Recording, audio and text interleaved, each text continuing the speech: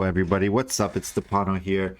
I'm back with another YouTube video. I want to show you guys my Deadeye Autobomber. I have no buttons on my toolbar and it looks like this when it's in maps. It shoots out shurikens, a little bit of a ninja, a little bit Naruto, a little bit of everything. Um, Essentially how this build works is you use Nightblade support on a dagger, and the dagger called the hidden blade. And hidden blade basically says as long as you're phasing every 0.5 seconds, you're going to trigger an unseen strike. Now, unseen strike is not affected by cooldown reduction, so you can't ever make this number less than 0.5 seconds unless you run two of the daggers. That's the only way you can get more to come out, but then you lose your squire and your extra links and all that stuff. So as long as you're phasing, daggers come out of your body, and it's a projectile attack. So it's very similar to like kinetic blast or tornado shot. It's a physical projectile attack. So because of that, we use conversion on our gloves. We have 35 plus 35 plus 25, a total of 95. And then on our two abysses, we have 3% here and 3% here. Many people took time out of their day to help me with this build, so I didn't create this build. I copied a PoE Ninja build and then I tried to make it better. That's all I did. When I looked at the PoE Ninja builds, they weren't capped on res. They did not care about spell suppression. They were very good at clearing maps, but they kind of just stopped there. And I kind of wanted to try to push the build a little bit farther, so I tried some new things. They were running Anger. I dropped Anger and I put Herald of Ash, but then I looked, Herald of Ash wasn't really worth it, so I dropped Herald of Ash and I put Petrified Blood, and I think that was one of the real breaking points of the build. Petrified Blood really made the build feel better. So I dropped something like this. I had this like Hatred, Multi, Anger, Precision, Watcher's Eye, and I dropped the Multi and I changed it to phasing while you have haste. And then this gave me like the quality of life where I didn't need to have a phasing class, and I basically, as long as my merc was next to me, I always had it. But even if my merc wasn't next to me, as long as I killed, I had it from here. And it kind of like allowed me to like remove skill effect duration points that people had. I was highly against the onslaught points because onslaught is great, but it's only 20 movement speed. It doesn't give you more damage. So essentially, I added Petrified Blood to the build and capped the suppression. And now the build is feeling much better. I double corrupted every one of the gears, so 5% more life here, 50% crit reduction here, more flat damage on the implicit.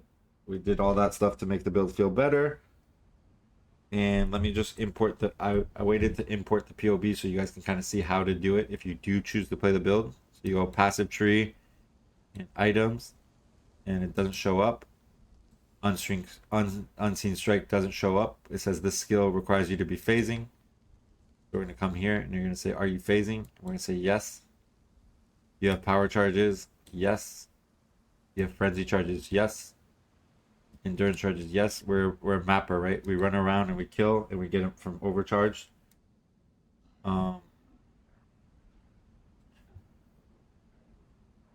3% increase is quite a lot of damage, but we didn't have the point, so we didn't grab that.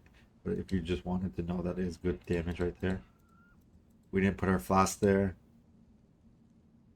All right, so are you elusive? Yes. Elusive is Nightblade support. Very good to have. Boom.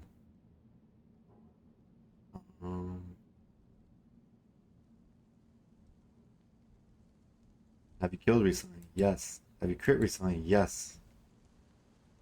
Projectiles traveled. We are a far shot build with Nemes. So if you let the projectiles hit at the end of the distance, it goes from 700,000 to like 900,000. Let's just like go 50 or something. So that we get like, so we're not too crazy. Is the enemy chilled? Yes. Is the enemy shocked? Sure. 2%. Is the enemy have Trinity on him? Sure. So we put 50 Trinity. Here's the big part. Spirit charges. So you put the maximum spirit charges. It won't let you go over at the amount of abyssal jewels you have. So I think we have 13 abyssal jewels. 2.4 million. Full far shot. 2.7 million. Am I missing anything else here? Adrenaline.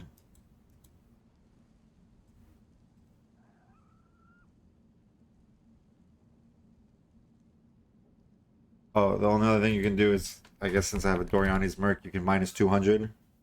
Now it's 3.7 million if you wanted to put the Doriani's Merc. That's per projectile. Now keep in mind, we're a headhunter build and our accuracy isn't capped. As soon as you kill one or two monsters, you get accuracy cap. But if you want to fix that, you just grab these, right? You get ton more POV points, right? So you could, like, you know,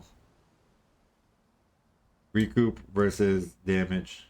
This is what looks best on POB, but I'm gonna put in the link this because this is what feels better. It looks like it's 1 million damage less, but this is a mistake. That this is POB misleading you, right? They're the same exact build. They're gonna operate very similar, but this one I feel like will operate better, but this one looks better on paper. All right. That's the path of building. Careful, these clusters are pretty expensive as a fan of blades. But obviously if we had more points to spend, you can try to, like, you know, do your own thing. Like you could take out these life points probably, go like that. Maybe that would be better. Still over 3k life, but I really like the evasion that these life points give me. I like the suppression it gives me in case I don't have something up, like phasing or something like that. Anyways, I did do a map, but the video got corrupted, so I was in mid map. Not a crazy map, but it is a tier 17 map, and it does have a Wildwood Wisp on it. It has buffs expire on you faster, which if you were playing the other version with no infinite phase run, it might feel a little bit underwhelming. So here now we're just going to show you the build. We just take that whole ice thing. On the old version of the build, you would not be able to do that. And as you can see, this map's already over, so maybe we just go into the next one.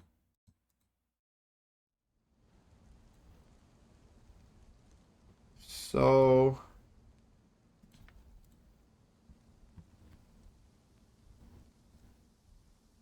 somewhere over here we have, boom.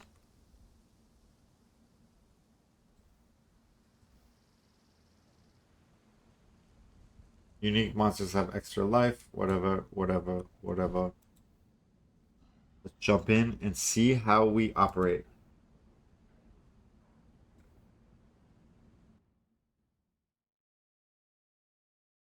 Kneel.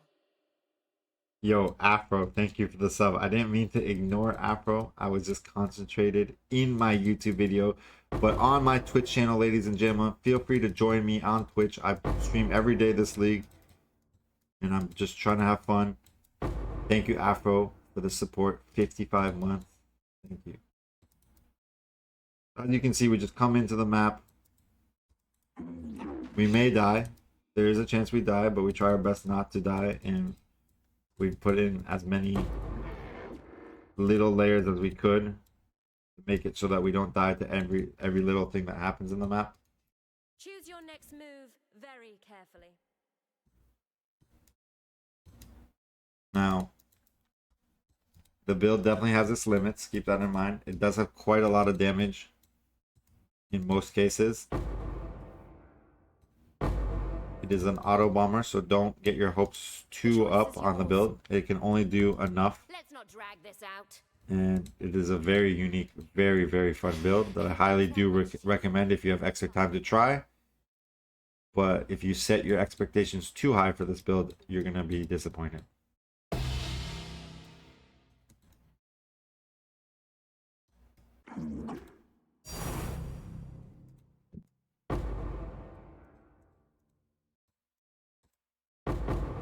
Yo, special shout out to you for the 92-month resub. Thank you so much for the sub.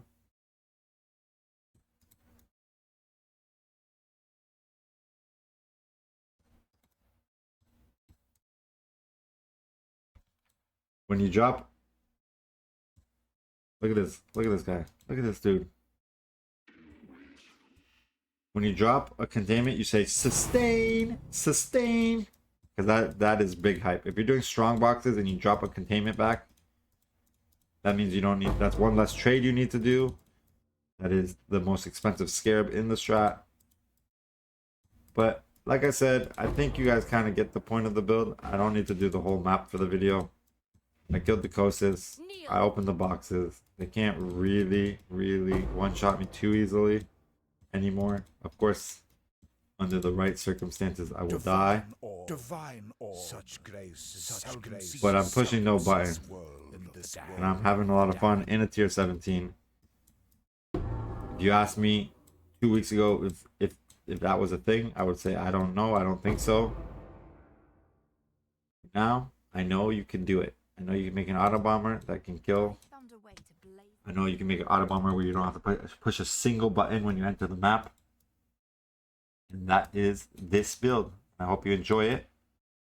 And if you have any questions, comments, concerns, feel free to write them in the comments below or come to Twitch and ask me anything you want, and I'll try my best to help you out. So, thank you so much for watching. Without further ado, the Pano out.